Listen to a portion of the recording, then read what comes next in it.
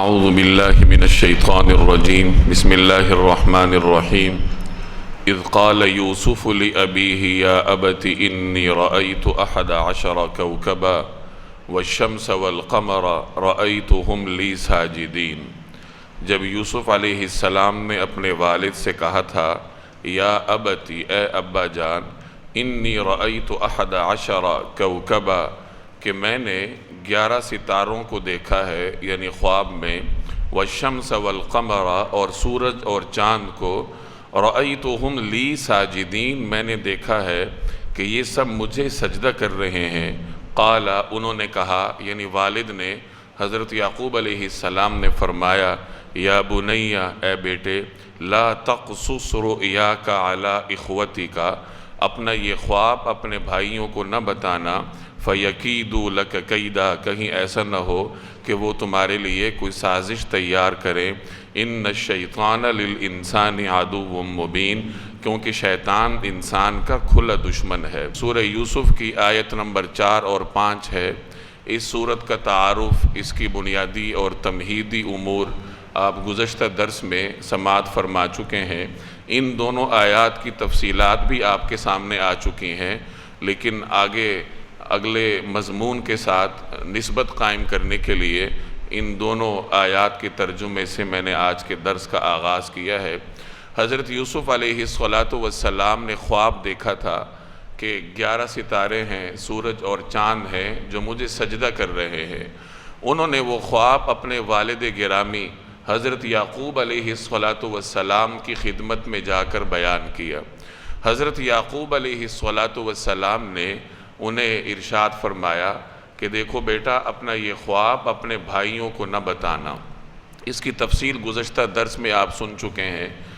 اس سے ہمیں ایک بڑا بنیادی نوعیت کا سبق ملتا ہے کہ بعض اوقات اپنی کامیابی کو اپنے عزیزوں سے بھی چھپانا پڑتا ہے، جن سے آپ کو اندیشہ ہو کہ یہ کہیں میری کوئی بدخواہی نہ کریں۔ اس کی تائید ایک روایت سے بھی ہوتی ہے۔ نبی کریم صلی اللہ علیہ وسلم کا ارشاد ہے استعینوا علی قضاء حوائجکم بالکتمان، کہ اپنی ضروریات کی تکمیل میں کتمان یعنی اخفاء سے مدد لو، یعنی اپنی ضروریات کی تکمیل میں ان کو خفیہ رکھنے سے مدد لو۔ آپ کی کوئی ضرورت ہے، آپ اس کو مکمل کرنا چاہتے ہیں، تو عافیت کا راستہ اس روایت میں یہ بتایا گیا ہے کہ خاموشی کے ساتھ اس کو مکمل کرنے کی کوشش کریں۔ کوئی کاروبار شروع کرنا چاہتے ہیں، کوئی بھی نیا کام شروع کرنا چاہتے ہیں، تو ڈنڈورا پیٹنے کی بجائے خاموشی کے ساتھ اس کو مکمل کرنے کی کوشش کریں۔ اسی میں انسان کے لیے عافیت کا راستہ ہے، جیسے حضرت یعقوب علیہ السلام کے اس ارشاد سے ہمیں یہ سبق معلوم ہوتا ہے۔ تو اپنی زندگی کے بہت سارے مقامات میں اس اصول سے آپ کو کام لینا پڑے گا۔ اگر نہیں لیں گے تو پھر انسان کو اس کے نقصانات برداشت کرنے پڑتے ہیں۔ کئی قسم کے نقصانات ہوتے ہیں۔ حاسدین حسد کرنے لگ جاتے ہیں، بدخواہی کرنے لگ جاتے ہیں، اور اگر حاسد یا بدخواہ نہ بھی ہو تو ایک اور چیز ہے، ایک اور آزمائش ہے انسان پر، نظر بد کی صورت میں۔ نبی کریم صلی اللہ علیہ وسلم کا ارشاد ہے العین حق، کہ نظر جو ہے وہ برحق ہے۔ ہر چیز میں تاثیر ہوتی ہے۔ آپ میری طرف دیکھ رہے ہیں، میں آپ کی طرف دیکھ رہا ہوں، یہ باہم ایک دوسرے کو دیکھنے میں بھی ایک تاثیر ہے کہ ہم ایک خاص ہیئت میں بیٹھے ہوئے ہیں۔ آپ تنہائی میں ہوں گے، میں تنہائی میں ہوں گا، یہ تاثیر ختم ہو جائے گی تو وہاں پھر انسان آزادانہ بیٹھتا ہے۔ تو ہر چیز میں تاثیر ہوتی ہے۔ کچھ لوگوں کی نظر میں ایک خاص قسم کی تاثیر اللہ نے رکھی ہے، اور وہ منفی اور مضر قسم کی تاثیر ہوتی ہے۔ نظر بد کی تاثیر کے بارے میں کئی روایات سے ثابت ہے، یعنی کئی روایات میں یہ مضمون موجود ہے۔ ہمیں یہ تعلیم دی گئی ہے کہ اگر کوئی چیز آپ کو اچھی لگے تو ماشاءاللہ لا قوت الا باللہ کہہ دینا چاہیے۔ اس سے پھر نظر بد کی جو تاثیر ہے اللہ تبارک و تعالی وہ ختم کر دیتا ہے۔ یاد رکھیے کہ تاثیر میں، یعنی کسی چیز میں قوت پیدا کرنا اللہ کا کام ہے۔ جیسے جراثیم میں تاثیر ہوتی ہے، بعض اوقات کوئی جرثومہ آپ پہ اثر انداز ہوتا ہے، کبھی نہیں ہوتا۔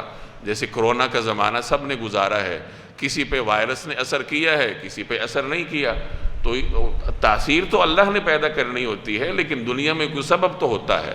اب وہ سبب چاہے جراثیم کی شکل میں ہو، وہ سبب چاہے نظر بد کی شکل میں ہو، وہ سبب چاہے حاسد کے منفی خیالات کی شکل میں ہو، تو یہ مختلف اسباب ہیں جن کی وجہ سے انسان کو دنیا میں نقصانات اٹھانے پڑتے ہیں۔ تو رسول اللہ صلی اللہ علیہ وسلم نے صبح و شام کی جو دعائیں تلقین فرمائی ہیں، ان سے ان کا ایک بڑا فائدہ یہ ہوتا ہے کہ آدمی اس قسم کے نقصانات سے بچ جاتا ہے، نظر کے علاوہ اور بھی بہت سارے نقصانات سے بچ جاتا ہے۔ جیسے ایک روایت کا مفہوم ہے، کسی صحابی نے عرض کیا تھا کہ یا رسول اللہ، مجھے کسی چیز نے کاٹ لیا ہے، حشرات میں سے کسی چیز نے ان کو کاٹا تھا۔ تو نبی کریم صلی اللہ علیہ وسلم نے فرمایا کہ اگر تم شام کے وقت یہ دعا پڑھ لیتے، اعوذ بکلمات اللہ التامات من شر ما خلق، تو پھر اس قسم کے نقصانات سے محفوظ رہتے۔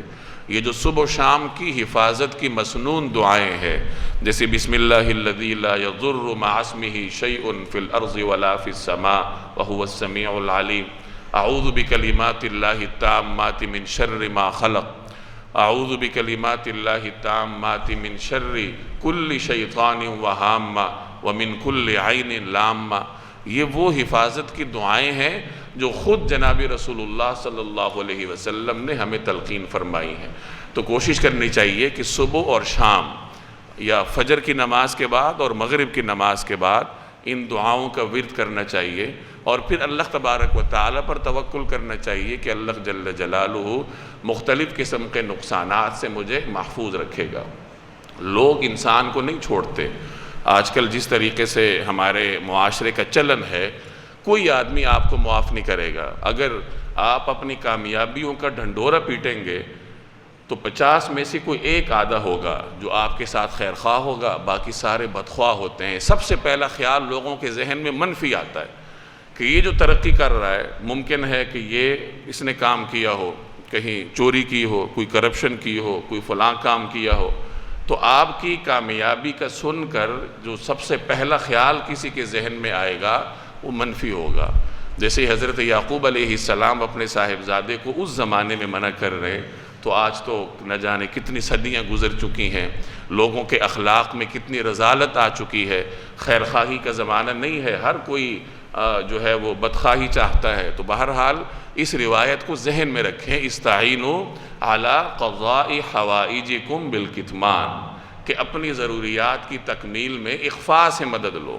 وَكَذَلِكَ يَجْتَبِيكَ رَبُّكَ وَيُعَلِّمُكَ مِن تَأْوِيلِ الْأَحَادِيثِ وَيُتِمُّ نِعْمَتَهُ عَلَيْكَ وَعَلَى آلِ يَعْقُوبَ كَمَا أَتَمَّهَا عَلَى أَبَوَيْكَ مِن قَبْلُ إِبْرَاهِيمَ وَإِسْحَاقَ إِنَّ رَبَّكَ عَلِيمٌ حَكِيمٌ۔ وَكَذَلِكَ يَجْتَبِيكَ رَبُّكَ، اور تمہارا پروردگار تمہیں منتخب کرے گا۔ اجتباء کا مطلب ہوتا ہے انتخاب کرنا۔ جیسے جناب رسول اللہ صلی اللہ علیہ وسلم کا صفاتی نام ہے مجتبیٰ، تو مجتبیٰ کا مطلب ہے چنیدہ شخصیت، اللہ تبارک و تعالیٰ کی چنیدہ شخصیت۔ تو یجتبی کا آپ کو یعنی یوسف علیہ السلام کو منتخب کرے گا، رب کا تمہارا رب، وَيُعَلِّمُكَ اور تمہیں سکھائے گا من تأویل الاحادیث، تمام باتوں کا صحیح مطلب نکالنا۔ احادیث حدیث کی جمع ہے، بات کو کہتے ہیں۔ تعویل کہتے ہیں کسی چیز کی تہ میں جا کر نتیجہ نکالنا۔ تو تعویل الاحادیث کا مطلب یہ ہوا کہ کسی معاملے کی تہ میں اتر کر اس کے درست نتیجے تک رسائی حاصل کرنا، اور اسی کے زمرے میں خوابوں کی تعبیر بھی آ جاتی ہے۔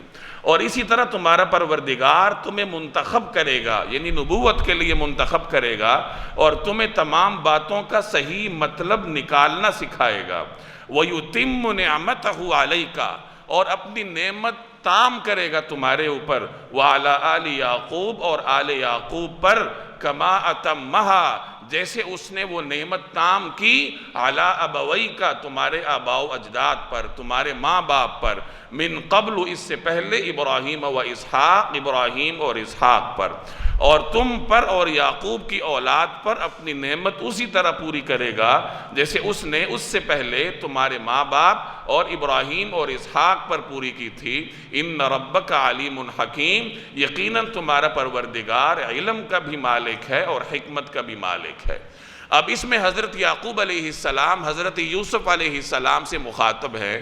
پہلے نصیحت یہ فرمائی کہ دیکھو اپنے بھائیوں کو خواب کی خبر نہ ہونے دینا، کہیں وہ تمہیں نقصان پہنچانے کی کوشش نہ کریں، اور اسی نصیحت کے اگلے حصے کے طور پر فرما رہے ہیں کہ دیکھو اللہ تعالیٰ آپ کو منتخب کرے گا۔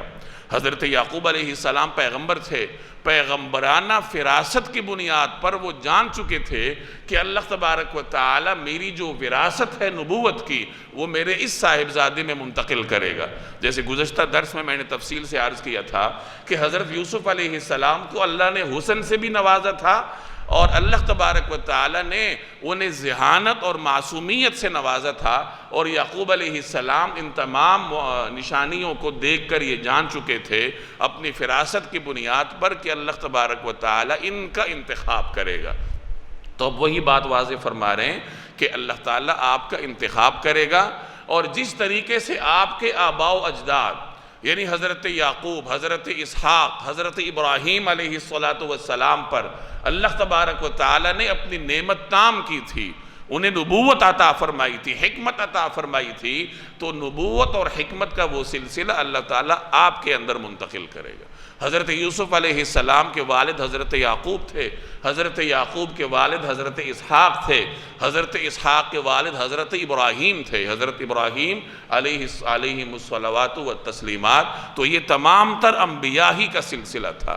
پہلے بھی بارہا آپ کے سامنے آ چکی ہے یہ بات کہ حضرت ابراہیم کے بڑے صاحبزادے کا نام حضرت اسماعیل تھا، ان کی نسل میں اللہ نے جناب رسول اللہ صلی اللہ علیہ وسلم کو مبعوث فرمایا۔ حضرت اسحاق حضرت اسماعیل کے چھوٹے بھائی تھے، حضرت ابراہیم علیہ السلام کے دوسرے صاحبزادے تھے۔ حضرت اسحاق کی اولاد میں حضرت یعقوب آئے، اور آگے حضرت عیسیٰ علیہ السلام تک یہ ایک مبارک سلسلہ تھا جس میں 4000 کے قریب انبیاء اللہ تبارک و تعالی نے مبعوث فرمائے۔ تو یہ وہ نعمت تھی جس کا ذکر حضرت یعقوب علیہ السلام یہاں فرما رہے کہ جیسے آپ کے آباء و اجداد پر اللہ نے نعمت تام کی تھی، اسی طرح اللہ تعالیٰ آپ کا بھی انتخاب کرے گا نبوت اور حکمت کے لیے، اور اپنی نعمت آپ پر تام کرے گا۔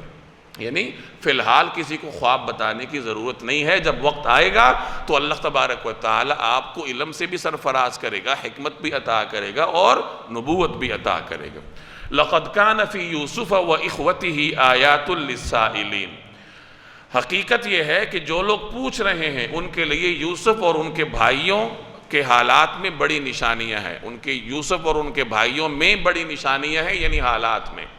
سورت کے آغاز میں آپ نے اس کے شان نزول میں وہ واقعہ سنا تھا کہ یہودیوں نے قریش مکہ کے ذریعے یا کسی بھی ذریعے سے نبی کریم صلی اللہ علیہ وسلم کی خدمت میں یہ سوال بھیجا تھا کہ یہ بتائیے کہ بنی اسرائیل کا تو اصل وطن عراق تھا، موسیٰ علیہ السلام کے زمانے میں وہ مصر سے ہجرت کرتے ہیں، تو یہ مصر میں ان کی منتقلی کیسے عمل میں آئی؟ یہود نے بدنیتی سے یہ سوال کیا تھا۔ اللہ تبارک و تعالیٰ نے اس کے جواب میں یہ پوری سورت نازل کی جس میں بنی اسرائیل کی پوری تاریخ کا بیان ہے۔ اسرائیل یعقوب علیہ السلام کا لقب تھا، عبرانی زبان میں اس کا مطلب ہے اللہ کا بندہ، جیسے عربی میں عبداللہ ہے۔ تو حضرت یعقوب علیہ السلام جو تھے وہ عراق سے منتقل ہوئے تھے مصر۔ کیسے منتقل ہوئے؟ یوسف علیہ السلام کے ذریعے۔ یوسف علیہ السلام وہاں کیسے منتقل ہوئے؟ بھائیوں نے بدنیتی کی، کنویں میں پہنچے، وہاں سے مصر کے بازار میں پہنچے، وہاں سے عزیز مصر کے گھر میں پہنچے، اور وہاں سے بادشاہ کے دربار میں پہنچے، اور اس طریقے سے اللہ تبارک و تعالی نے انہیں وزیر خزانہ بنایا۔ حکومت کا جو باغ ڈور تھی وہ اللہ نے ان کے ہاتھ میں دی، اور انہوں نے پھر اپنے والدین کو بلا لیا۔ تو اس طریقے سے اللہ تبارک و تعالی نے اس صورت میں وہ پورا جواب عطا فرما دیا۔ تو یہاں وہی بات فرمائی جا رہی ہے کہ یوسف علیہ السلام اور ان کے بھائیوں کے واقعے میں سائلین یعنی یہودی جو سوال کر رہے ہیں ان کے لیے بڑی نشانی ہے کہ ان کو سمجھ جانا چاہیے کہ نبی کریم صلی اللہ علیہ وسلم اگر اتنی تفصیل کے ساتھ یہ واقعہ بیان فرما رہے ہیں تو اس کا ایک ہی ذریعہ ہو سکتا ہے، اور وہ وحی الہی ہے۔ اب تو کم از کم ان کو ایمان لانا چاہیے کہ اس طریقے سے درست انداز میں ان تک یہ واقعہ پہنچتا ہے، اور ان کے پاس جو کتابیں موجود ہیں اس میں یہ واقعہ ہے لیکن مسخ شدہ حالت میں ہے، اور اب اللہ نے حقیقی اور فطری انداز سے ان کے سامنے پیش کیا ہے۔ تو اب تو انہیں اس نشانی کو دیکھ کر ایمان لانا چاہیے۔ اس کے علاوہ اس واقعے میں اور لوگوں کے لیے بھی، پڑھنے والوں کے لیے بھی بہت ساری نشانیاں ہیں۔ اس واقعے کو پڑھ کر اندازہ ہوتا ہے کہ ساری کائنات مل کر اگر کسی شخص کو ترقی سے روکنا چاہے، اسے نقصان پہنچانا چاہے، اور اللہ اسے نقصان نہ پہنچانا چاہے، تو سارے لوگ مل کر بھی اس کا کچھ نہیں بگاڑ سکتے۔ یوسف علیہ السلام چھوٹے سے بچے تھے اور اسباب کے درجے میں ان کے پاس کوئی طاقت نہیں تھی، بھائیوں نے کنویں میں ڈال دی۔ اپنے خیال میں وہ مطمئن ہو گئے کہ بس اب تو کام ختم ہو گیا، لیکن اللہ نے انہیں کنویں سے نکالا، قافلہ بھٹک کر آیا۔ اب کہنے کو تو قافلہ بھٹکا تھا، لیکن اللہ کے ہاں تو وہ سب کچھ ایک طے شدہ طریقہ کار کے مطابق ہو رہا تھا کہ قافلہ راستہ بھولے گا، کنویں کے پاس جائے گا، وہاں یوسف علیہ السلام کو نکالے گا، ان کو لے کر مصر کے بازار جائے گا، وہاں سے عزیز مصر کے گھر جائیں گے۔ اللہ جل جلالہ کے ہاں تو یہ سب کچھ طے شدہ تھا۔ تو اللہ تعالیٰ نے حضرت یوسف علیہ السلام کو اس طریقے سے بچایا، ان کی حفاظت فرمائی کہ جب ظاہری اسباب کے درجے میں ان کے پاس کوئی سبب نہیں تھا۔ تو ایک ہمیں سبق یہ ملتا ہے کہ جب انسان صبر کرتا ہے، صبر سے کام لیتا ہے، جیسے اس سورت کے آخر میں آئے گا اِنَّهُ مَن يَتَّقِ وَيَصْبِرْ فَإِنَّ اللَّهَ لَا يُضِيعُ أَجْرَ الْمُحْسِنِينَ کہ دیکھو جو آدمی تقوی سے کام لیتا ہے اور صبر کرتا ہے، اللہ تعالیٰ ایسے نیکوکاروں کے اجر کو ضائع نہیں کرتا۔ پورا واقعہ سنا کر پھر یہ لب لباب ایک سبق کے طور پر اللہ تعالیٰ ہمیں عطا فرما رہے ہیں۔ تو اس میں ایک یہ نشانی بھی ہے اس صورت میں کہ جب آدمی صبر سے کام لے، تقوی سے کام لے، اور آزمائش کے دورانیے کو صبر کے ساتھ گزارے، تو کتنی ہی بڑی آزمائش کیوں نہ ہو، ایک وقت آتا ہے کہ وہ ختم ہو جاتی ہے۔ اِنَّ مَعَ الْعُسْرِ یُسْرًا، ہر مشکل کے بعد آسانی ہوتی ہے، ہر تنگی کے بعد سہولت ہوتی ہے۔ تو اس طریقے سے اس واقعے میں عبرتیں ہیں، نشانیاں ہیں، سبق حاصل کرنے والوں کے لیے اس میں بے شمار سبق ہیں۔ اِذْ قَالُوا لَيُوسُفُ وَأَخُوهُ أَحَبُّ إِلَىٰ أَبِينَا، اِذْ قَالُوا جب کہا انہوں نے، کنہوں نے؟ یوسف کے بھائیوں نے کیا کہا؟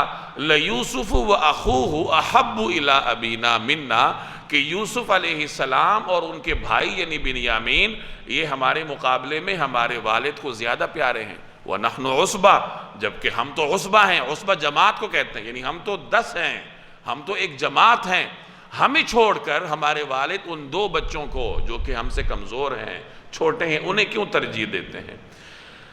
جب یوسف کے ان بھائیوں نے کہا تھا کہ یقینی طور پر ہمارے والد کو ہمارے مقابلے میں یوسف اور اس کے بھائی سے زیادہ محبت ہے، حالانکہ ہم ایک مضبوط جتھا بنے ہوئے ہیں، ان ابانا لفی ضلال مبین، ہمیں یقین ہے کہ ہمارے والد کسی کھلی غلط فہمی میں مبتلا ہیں۔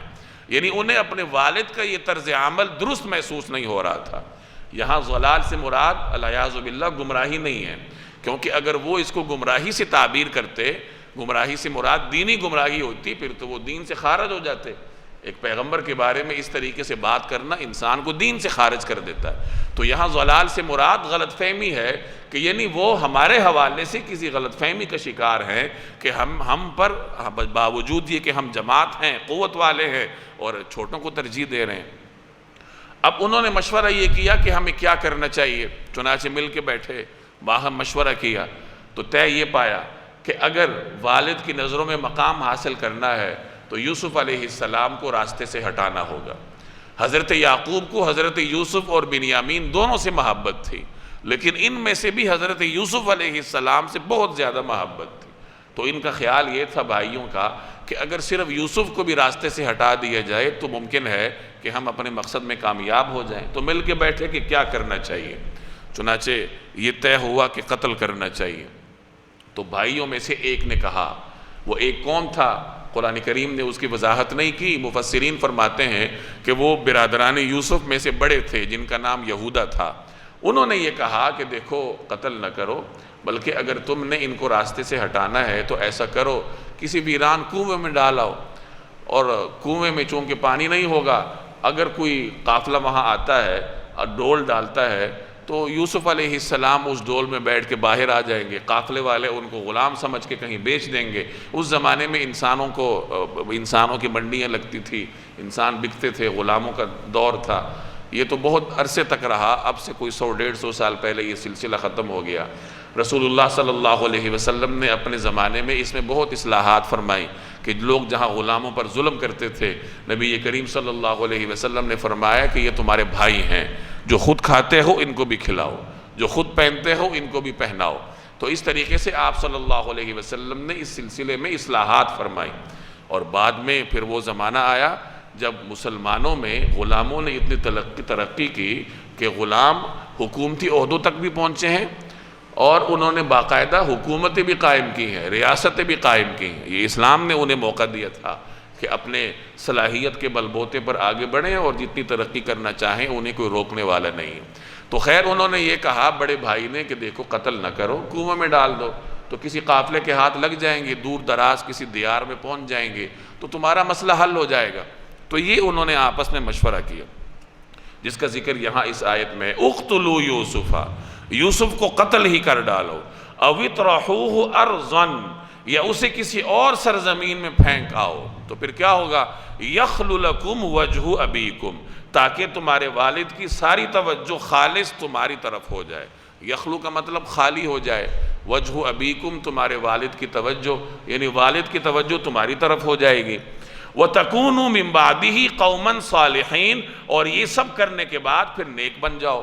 ان کا خیال یہ تھا کہ یہ گناہ ہم کر لیں گے، گناہ کبیرہ ہے، تو بعد میں توبہ کر لیں گے، اور یہ بھی شاید امید ہو کہ والد سے بھی استغفار کروا لیں گے، وہ پیغمبر ہیں، تو پھر ہم اس کے بعد نیکوکار بن جائیں گے۔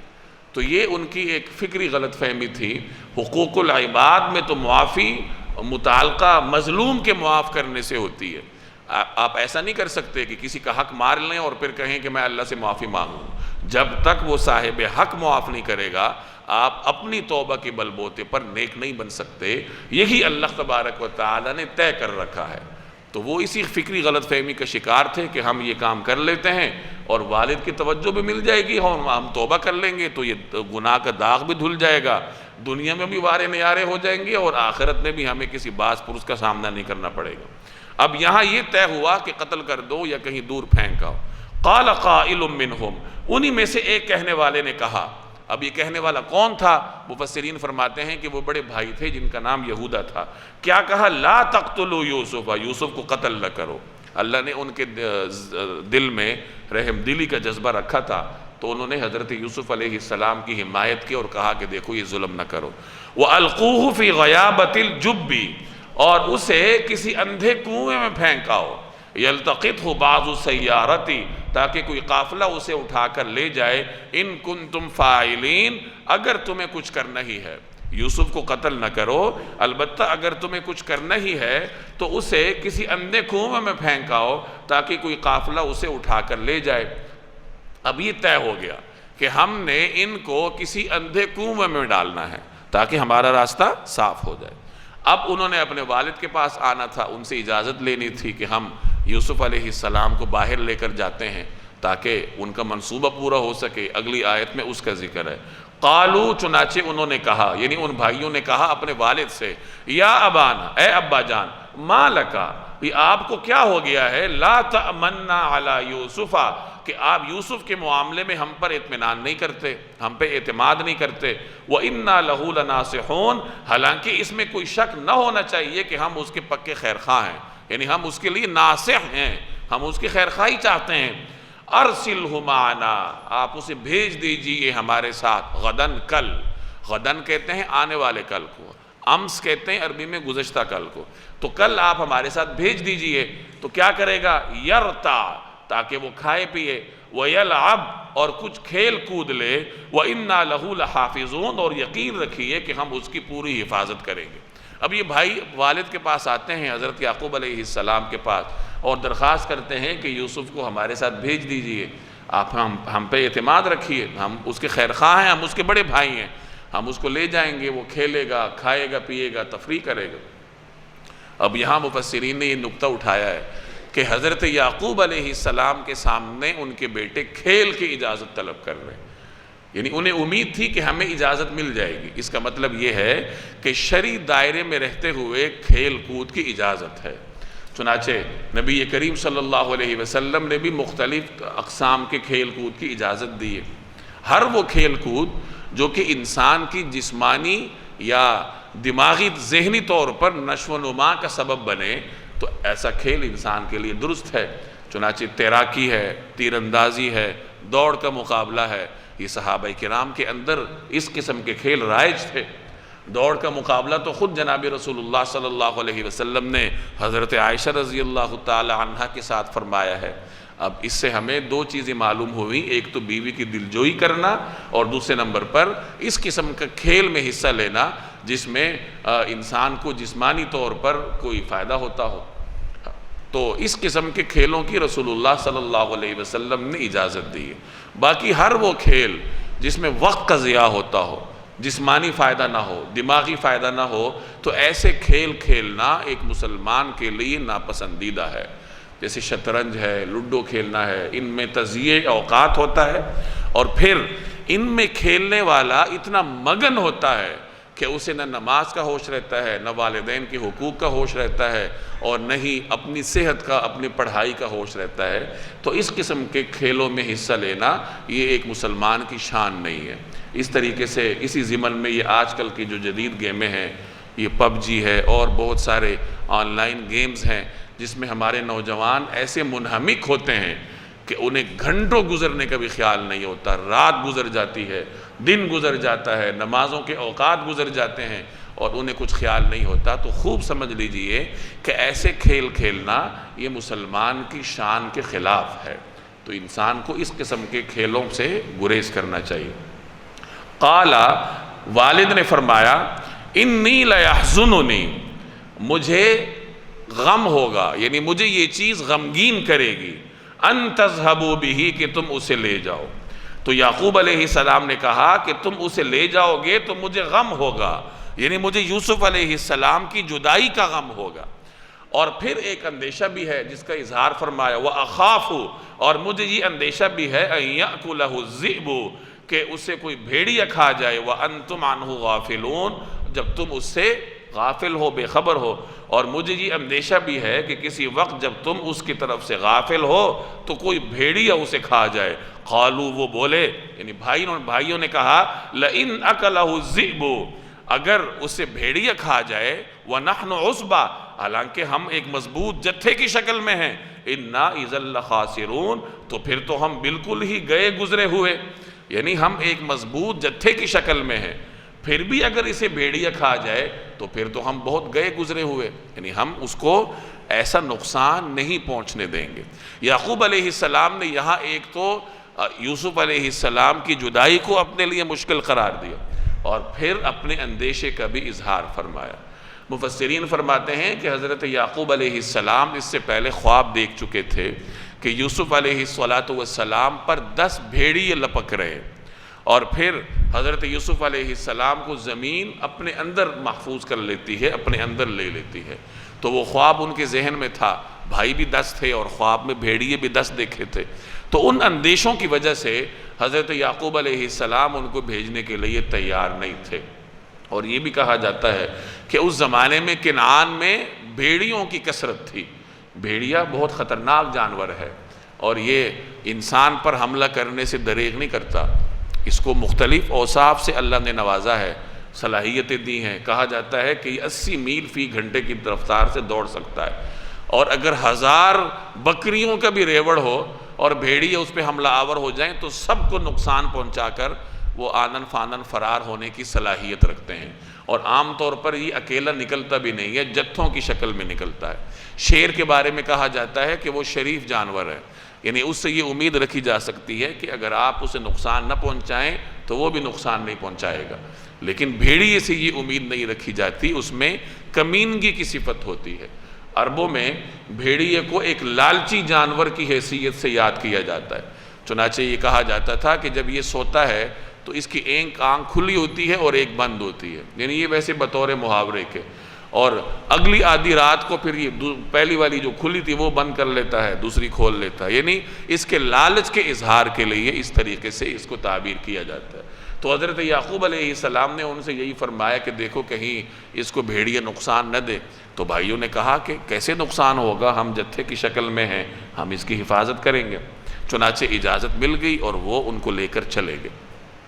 فلما ذهبوا به، پھر ہوا یہ کہ جب وہ ان کو ساتھ لے گئے، وَأَجْمَعُوا، اور انہوں نے یہ طے کر ہی رکھا تھا، أَن يَجْعَلُوهُ فِي غَيَابَةِ الْجُبِّ، کہ انہیں ایک اندھے کنویں میں ڈال دیں گے، وَأَوْحَيْنَا إِلَيْهِ، تو ہم نے یوسف پر وحی بھیجی، لَتُنَبِّئَنَّهُمْ بِأَمْرِهِمْ هَذَا، کہ تم ان سب کو جتلاؤ گے کہ انہوں نے یہ کام کیا تھا، وَهُمْ لَا يَشْعُرُونَ، اور اس وقت انہیں پتہ بھی نہ ہوگا۔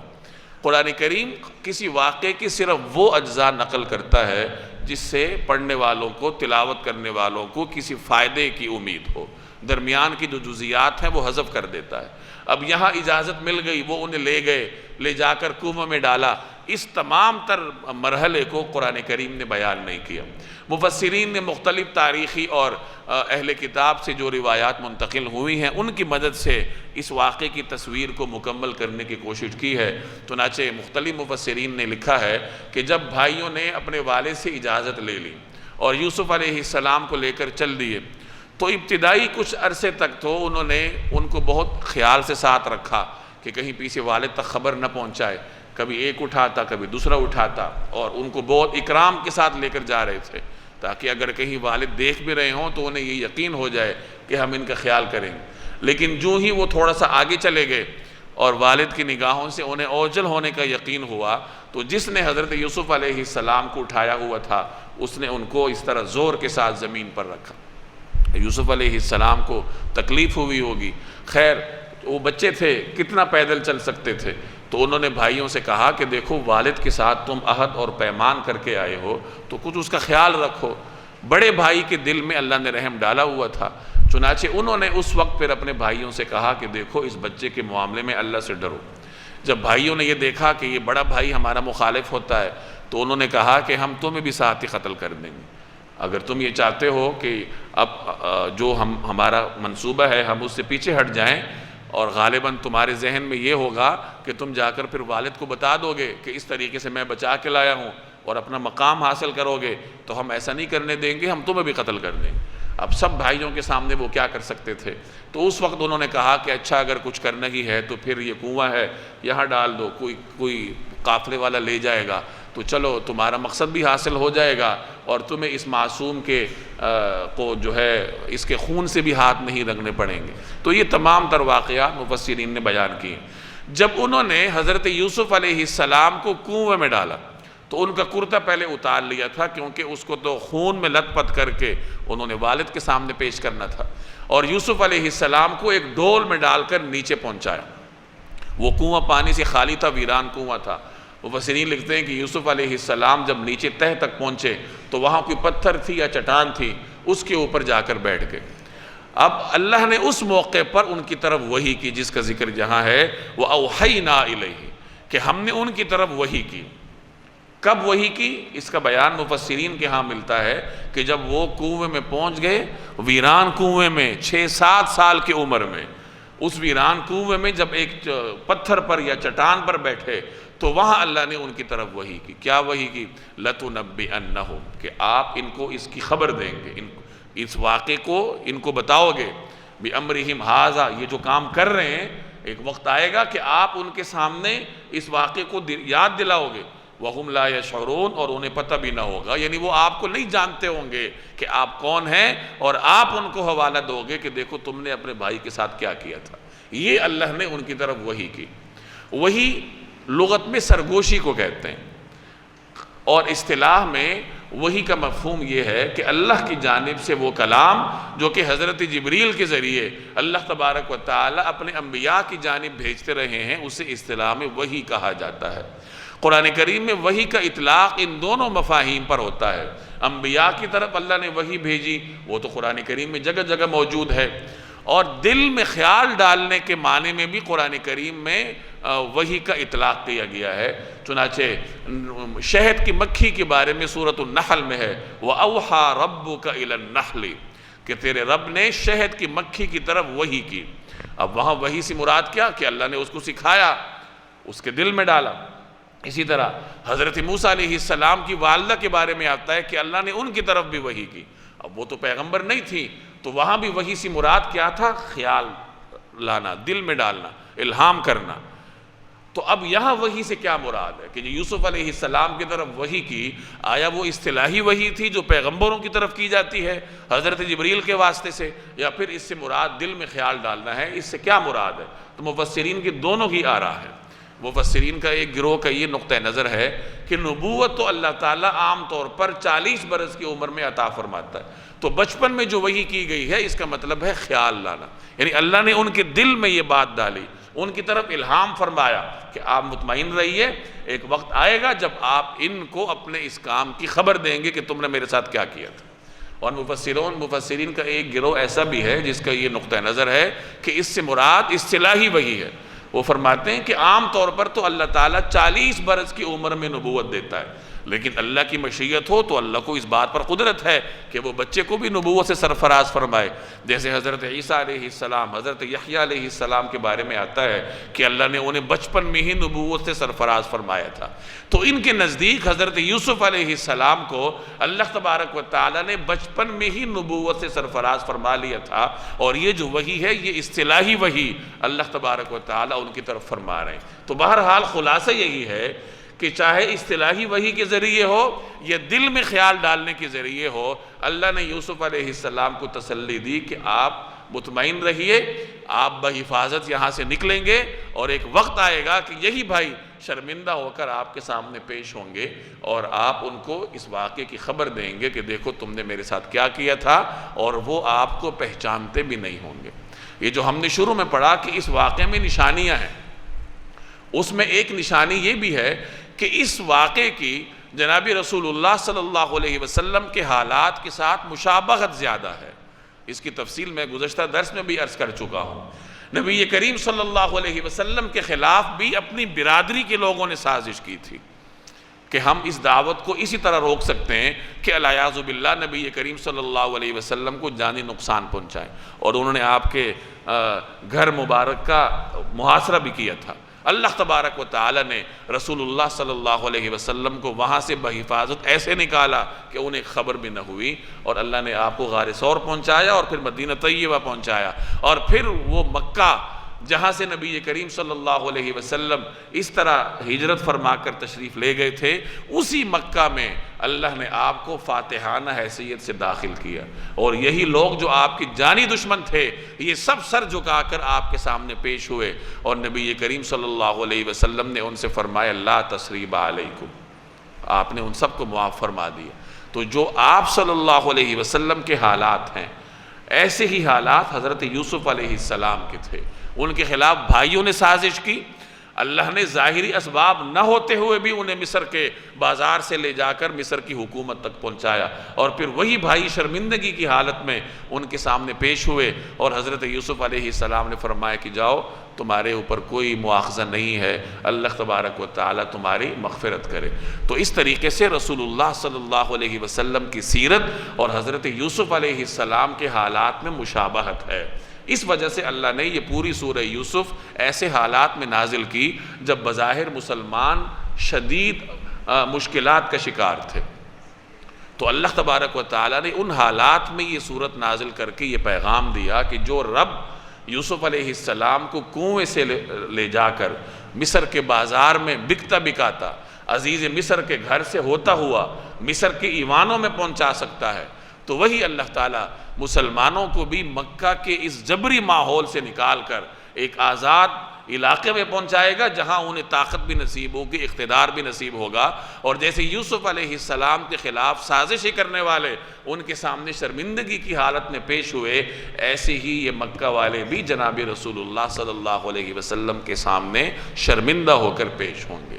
تو یہ وہ تمام نشانیاں ہیں، یہ وہ تمام خصائص ہیں اس صورت کے، جس کی وجہ سے اللہ نے اس کو ابتداء میں احسن القصص سے تعبیر فرمایا کہ ہم آپ کو ایک قصہ سناتے ہیں، احسن القصص، ایک ایسا قصہ جو کہ قصوں میں سب سے بہترین قصہ ہے۔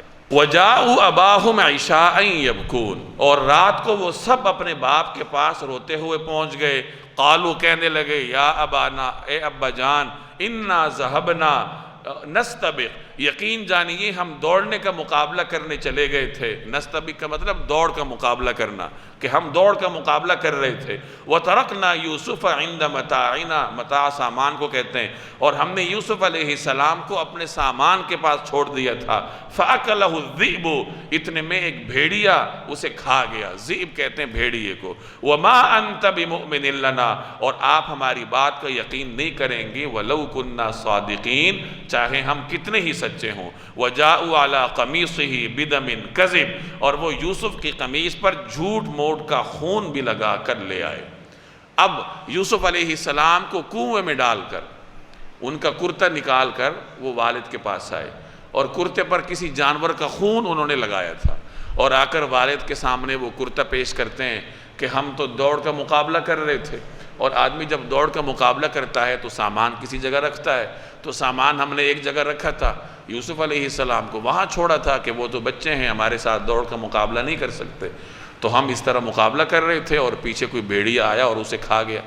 اور ساتھ اپنی بے گناہی کا یقین دلانے کے لیے وہ کرتا بھی پیش کیا، اور آپ یوں کہہ لیجئے کہ ایموشنلی بلیک میل کرنے کے لیے یہ بھی کہا کہ آپ تو ہمارا یقین ہی نہیں کریں گے، چاہے ہم جو بھی کر لیں، ہم کتنے بھی سچے ہوں۔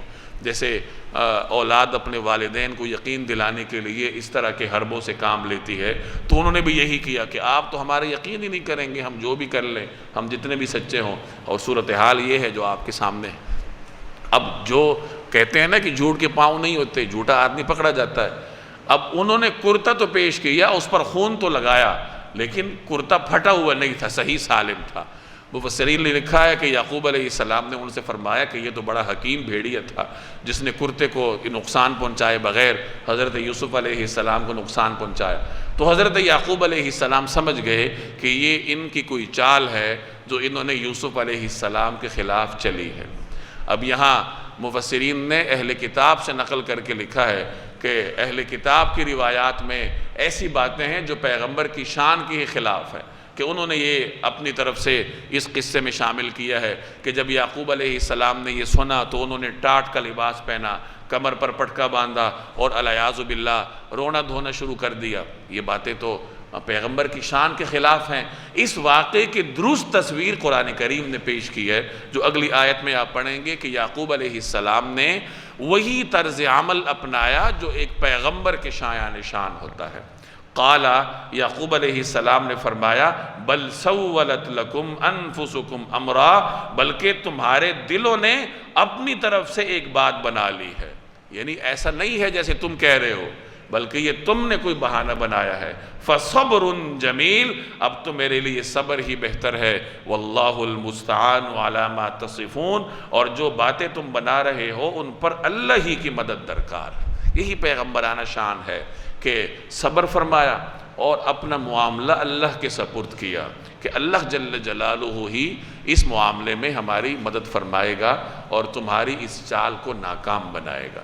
اس سے ہمیں یہ سبق ملا کہ اگر آپ کو کوئی مشکل درپیش ہے، اس مشکل سے نکلنے کا کوئی حل آپ کو دکھائی نہیں دے رہا، تو ایک حل ہر جگہ ہوتا ہے، اور وہ ہے اللہ سے مدد طلب کرنا۔ تو سب سے پہلے اللہ سے مدد طلب کرنی چاہیے، اس کے بعد اگر کوئی دنیاوی سبب آپ کے سامنے آتا ہے تو اس کو اختیار کرنا چاہیے۔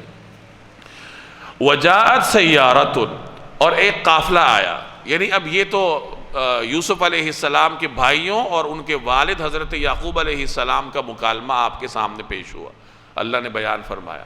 اب وہاں یوسف علیہ السلام پر کیا گزری، تو قرآن کریم وہاں سے آغاز کرتا ہے کہ قافلہ آیا راستہ بھٹک کر، اور وہاں انہوں نے پانی لینے کے لیے کسی کو بھیجا، وہ کنواں ڈالتا ہے، وہ کیا ہے، وہ ڈول ڈالتا ہے، تو اس ڈول میں پانی کی بجائے حضرت یوسف علیہ السلام اس کے اندر بیٹھ کر باہر تشریف لائے۔ قرآن کریم واقعے کے اس پہلو کو بیان کر رہا ہے جیسے میں نے عرض کیا کہ جس میں ہمارے لیے کوئی سبق ہے۔ اب درمیان میں کتنے دن گزرے اور یوسف علیہ السلام اس کنویں میں کیسے رہے، تو مفسرین نے اپنے اپنے طور پر مختلف مآخذ سے مدد لے کر اس واقعے کو مکمل کیا ہے کہ 3 دن تک یوسف علیہ السلام اس کنویں میں رہے، اور جو ان کا بڑا بھائی تھا یہودا، جس کے دل میں حضرت یوسف علیہ السلام کی محبت اور کسی حد تک ہمدردی تھی، وہ کسی طریقے سے کھانا لے کے آتا تھا اور کنویں کے اندر پہنچاتا تھا، یوسف علیہ السلام اس کو تناول فرماتے تھے تاکہ کم از کم زندگی کی جو ڈور ہے وہ چلتی رہے۔ تو اس مقصد کے لیے وہ بھائی ڈیوٹی دے رہا تھا اور دیکھ بھی رہا تھا کہ یوسف علیہ السلام کہاں جاتے ہیں، کس طریقے سے کنویں سے نکلتے ہیں۔ اور بعض حضرات میں لکھا ہے کہ سارے بھائی ہی کنویں کی نگرانی کر رہے تھے کہ دیکھتے ہیں کہ آگے کیا ہوتا ہے۔ تو اب آگے کا واقعہ اللہ تعالیٰ بیان فرما رہا ہے، وَجَاءَتْ سَيَّارَةٌ، اور ایک قافلہ آیا۔ سیارہ ویسے گاڑی کو کہتے ہیں عربی زبان میں، یہاں اس سے مراد قافلہ ہے۔ فَأَرْسَلُوا، انہوں نے بھیجا، وَارِدَهُمْ، ایک آدمی پانی لانے کے لیے، انہوں نے ایک آدمی پانی لانے کے لیے بھیجا۔ فَأَدْلَى دَلْوَا، دلو کہتے ہیں ڈول کو، ادلا کا مطلب لٹکانا، اور اس نے اپنا ڈول ڈالا کنویں میں۔ تو یوسف علیہ السلام نے جب دیکھا ہوگا کہ ڈول آ رہا ہے تو وہ اس میں تشریف فرما ہوئے ہوں گے، اور جب اس نے وزن محسوس کیا تو اس نے سوچا ہوگا کہ پانی آ گیا، اس نے کھینچا، اور جب کھینچا تو اس میں پانی کی بجائے یوسف علیہ السلام تھے۔ اور یوسف علیہ السلام کی جو معصومیت تھی، ان کا جو حسن و جمال تھا، وہ میں پہلے عرض کر چکا ہوں کہ اللہ تبارک و تعالی نے اس پوری کائنات کے حسن کا وافر حصہ سیدنا یوسف علیہ السلام کو عطا کیا تھا۔ تو ایسی معصوم اور نورانی شخصیت کو دیکھ کر جو بے ساختہ ان سے ان کا رد عمل تھا، قرآن کریم اس کو بیان کرتا ہے، قالا، تو وہ پکار اٹھا۔ کون؟ وہ ڈول والا۔ کیا پکار اٹھا؟ یا بشرا، لو خوشخبری سنو، ھذا غلام، یہ تو ایک لڑکا ہے، یعنی ہم نے تو پانی کے لیے ڈول ڈالا تھا اور یہ تو لڑکا نکلا، اور وہ بھی ایسا حسین و جمیل، اتنی نورانی اور بابرکت شخصیت کا مالک۔ وَأَسَرُّوهُ بِضَاعَ، بضاع کہتے ہیں سامان کو، سامان تجارت۔ وَأَسَرُّوهُ، اور انہوں نے چھپایا، بِضَاعَةً، تجارت کا مال سمجھ کر، اور قافلے والوں نے انہیں ایک تجارت کا مال سمجھ کر چھپا لیا۔ وَاللَّهُ عَلِيمٌ بِمَا يَعْمَلُونَ، اور جو کچھ وہ کر رہے تھے اللہ کو اس کا پورا علم تھا۔ وَشَرَوْهُ بِثَمَنٍ بَخْسٍ دَرَاهِمَ مَعْدُودَةٍ، اور انہوں نے یوسف علیہ السلام کو بہت کم قیمت میں بیچ دیا، جو گنتی کے چند درہموں کی شکل میں تھا۔ وَكَانُوا فِيهِ مِنَ الزَّاهِدِينَ، اور ان کو یوسف علیہ السلام سے کوئی دلچسپی نہیں تھی۔ جب اس طریقے سے انہوں نے یوسف علیہ السلام کو نکالا، اب جو قافلہ تو پیچھے تھا، کنویں پر تو چند لوگ آئے تھے، یوسف علیہ السلام کا معاملہ صرف ان کے علم میں تھا، تو انہوں نے دوسرے قافلے والوں سے یوسف علیہ السلام کو چھپا لیا، تاکہ جو کچھ ملے مالی مفاد ان کے عوض میں وہ صرف ہمیں ہی ملے۔ اگر سب کو پتہ لگ گیا پھر تو یہ سارے ہمارے ساتھ شریک ہو جائیں۔ تو اس طریقے سے انہوں نے حضرت یوسف علیہ السلام کو ایک مال تجارت سمجھ کر اپنے پاس چھپایا۔ یہ قافلے والے کون تھے؟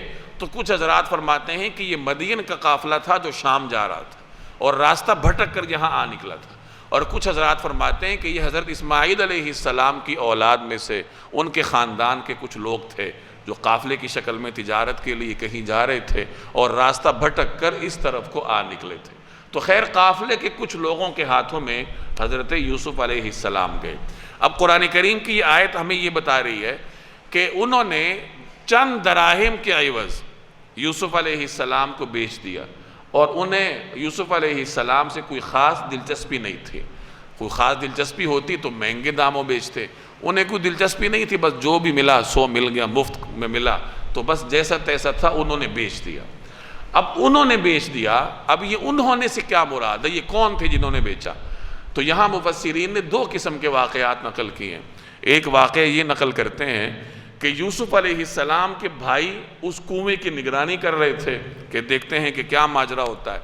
تو انہوں نے دیکھا ایک دن کہ قافلہ بول کر آتا ہے، ایک آدمی جاتا ہے وہاں کنویں پہ اور یوسف علیہ السلام کو نکالتا ہے، تو اور اس کو مال تجارت سمجھ کر چھپاتا ہے۔ اب ان کے سامنے ہو رہا تھا، انہوں نے اس کو غنیمت سمجھا اور وہ موقع پر آ گئے ان لوگوں کے پاس جنہوں نے یوسف علیہ السلام کو نکالا تھا، اور ان سے کہنے لگے کہ دیکھو یہ تو ہمارا غلام ہے، یہ نہیں بتایا کہ ہمارا بھائی ہے، بتایا کہ یہ تو ہمارا غلام ہے، تو تم لوگ اس کو کیسے اپنے پاس رکھ رہے ہو؟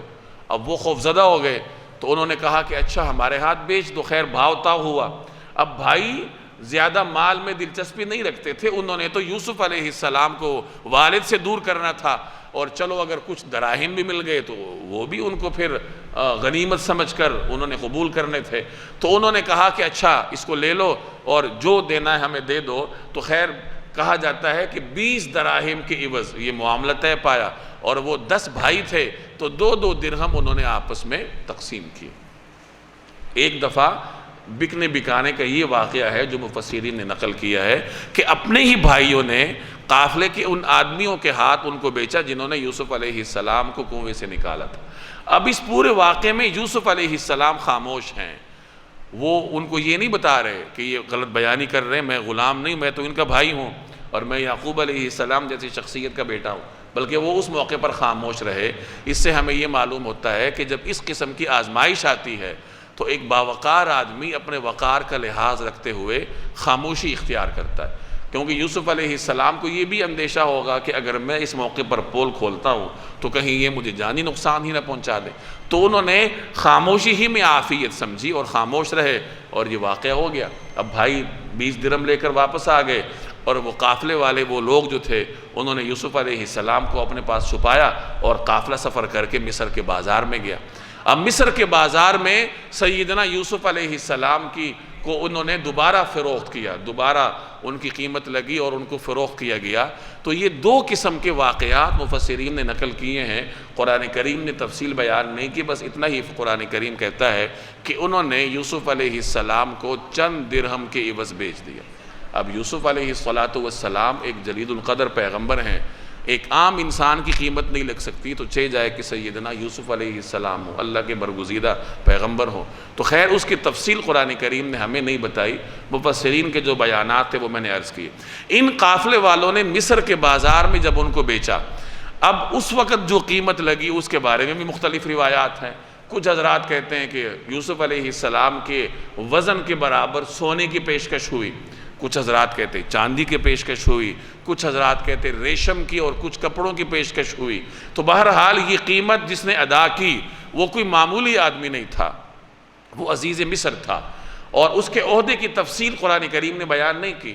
مفسرین فرماتے ہیں کہ وہ مصر کی حکومت کی مالیات کا نگران تھا، یعنی وزیر خزانہ تھا، اور کچھ حضرات کہتے ہیں کہ وہ بادشاہ کی جو نگہبان تھے، اس کے گارڈز تھے، یعنی آپ یوں کہہ لیجئے کہ اس کے افواج کا کوئی نگران ہوگا، وزیر دفاع ہوگا، بہرحال جو بھی تھا عزیز مصر اس وقت کی مصر کی حکومت کی ایک اہم شخصیت تھی، اور اس نے یوسف علیہ السلام کو خریدا اور اپنے گھر لایا، اور گھر لا کر اپنی بیوی کو یہ نصیحت کی کہ دیکھو ان کو بہت اکرام کے ساتھ رکھنا ہے، یعنی عام طور پر جو غلاموں کے ساتھ سلوک ہوتا ہے وہ کام نہیں کرنا، بلکہ ان کو بہت احترام کے ساتھ رکھنا ہے، ان سے ہمیں فائدہ ہوگا، ہو سکتا ہے کہ ہم ان کو بیٹا بنا لیں، ممکن ہے ان کی اولاد نہ ہو۔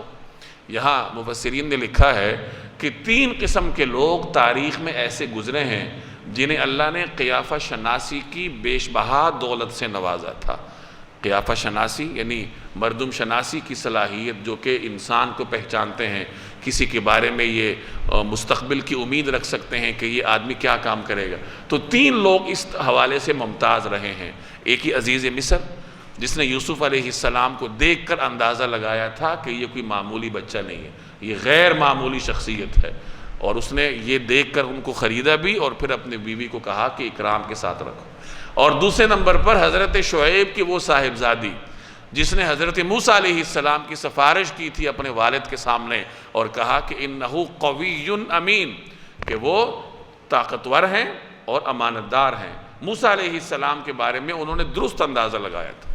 اور تیسرے نمبر پر حضرت ابوبکر صدیق رضی اللہ تعالی عنہ کہ انہوں نے اپنے بعد خلافت کے لیے حضرت عمر کا انتخاب کیا، اور یہ امید رکھی ان سے کہ مسلمانوں کے معاملات اگر درست طریقے سے اس وقت کوئی چلا سکتے ہیں تو وہ سیدنا عمر بن خطاب رضی اللہ تعالی عنہ ہیں۔ تو یہ 3 شخصیات ایسی بتائی جاتی ہیں جنہیں اللہ تبارک و تعالی نے قیافہ شناسی اور حکمت کی غیر معمولی صلاحیت سے نوازا تھا۔ تو آگے قرآن کریم اسی واقعے کو بیان کرے گا کہ عزیز مصر گھر لے کر آتا ہے اور اپنی اہلیہ کو آ کر یہ نصیحت کرتا ہے کہ انہیں احترام اور اکرام کے ساتھ رکھنا ہے۔